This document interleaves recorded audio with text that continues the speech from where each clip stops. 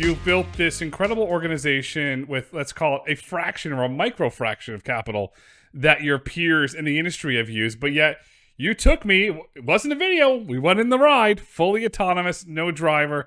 How the heck are you pulling this off? I think I have the unfair advantage of having been in this space for a long time.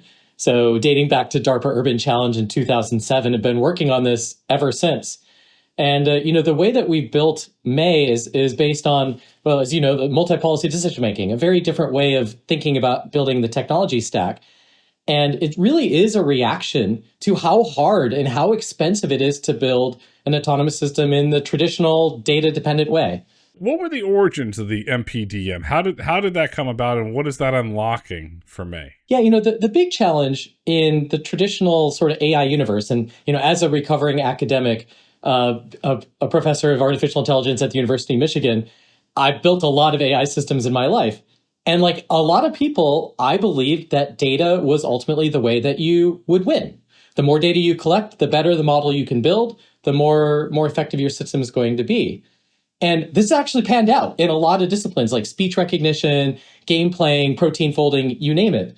But for autonomous driving, the industry and even me in past lives has spent a lot of money trying to play the game of collecting all the data.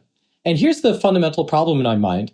If you go into autonomous driving with the idea that you can catalog and index every possible scenario that the vehicle is going to encounter in the real world, you're going to fail.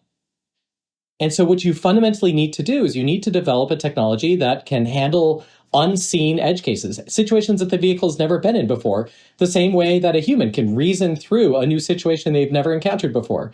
And so that was a big bet 8 years ago when we started May Mobility that we could make this work. But here we are. We've shown that approaching the problem through that lens of not collecting all of the data, but building a system that can reason can get us to the finish line on a lot less capital. When we were riding around, I asked you one of the edge cases that I thought a lot about that I learned with Voyage was the landscaping and the lawnmowers.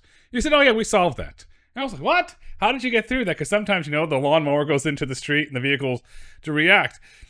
So that's an unseen edge case. How do you put the parameters in place in the MPDM to, let's say, react to a situation like that? That could happen, especially as we come into the spring and the summer in Ann Arbor. Yeah, and solved is a big word, but I would say that we've made a ton of progress on those kinds of problems. And if you think about a traditional autonomous vehicle stack, they're usually based around trajectory forecasting. So at some point in your system, you're making a bet that you think pedestrian A is going to do this, and lawnmower B is going to do that. And then you pass that to your motion planner, and your motion planner is going to try to find a path through time and space that doesn't hit those things. Now, the problem with that approach is that if you're wrong about what those people are going to do, then you might plan to be in the place where they end up being. You might end up having a collision or an unsafe or an uncomfortable interaction. And this becomes a really big problem when you have an unusual situation, like a lawn care, someone working doing lawn care who might back up unexpectedly or might move in unpredictable ways. So this is the fundamental challenge. If most AV approaches are very sensitive to mispredictions in their intent estimation, multi-policy decision-making is not nearly as sensitive. And the reason for this is that it's essentially, at its core, a Monte Carlo simulation system. So it's based on sampling all of the things that might happen and then planning in all of these universes in parallel. So we want to be safe whether the lawnmower backs up or whether the lawnmower goes straight.